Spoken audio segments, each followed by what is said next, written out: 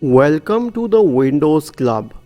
If you wish to change default save location for nearby sharing in your Windows computer, then either read through this article on the Windows Club or simply watch this video. I'll guide you through the resolutions. First of all, right click on the Start button and select Settings. In the Settings window, go to the System tab on the list on the left hand side. In the right pane, scroll down to Nearby Sharing. Switch on Nearby Sharing to make sure that it's active. Then you'll find this option which says Save Files I Receive To and click on Change.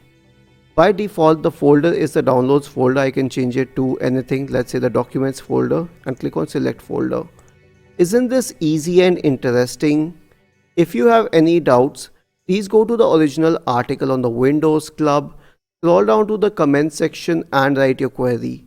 We will surely answer to it. Do not forget to subscribe to the channel. Thank you for watching this video and have a nice day.